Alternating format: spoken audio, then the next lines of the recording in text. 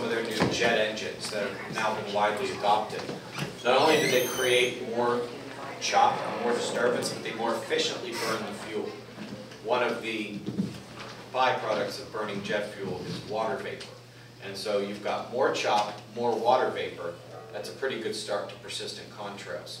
The heat aspect of climate extremes is putting more water into the atmosphere. We're losing our magnetosphere, so we get more cosmic rays coming into the atmosphere, which create cloud condensation nuclei. Also, all of the star water produced above our heads has an easier chance of coming down. There will be more produced above our heads. The F1 layer of the ionosphere is juicing up incredibly, pulling that polar molecule of water up to certain levels. And the atmosphere is being condensed by the lack of solar flares. And so all of these things are creating an environment above our heads that is really, really rich for creating lasting contrails. It's tough because while I believe that they're spraying, I also recognize the anti-geoengineering community has a lot of things to explain and get over in order to make its case and not sound ridiculous.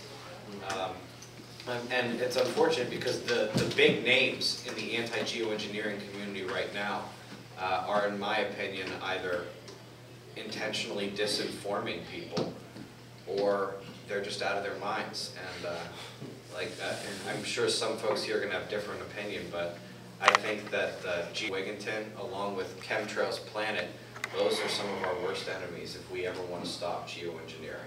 They don't have the slightest clue what they're talking about, and everything they're saying is basically without fact. They'll say things like, oh, there's no natural weather anymore. Everything is about what they're doing with geoengineering, all these weather catastrophes.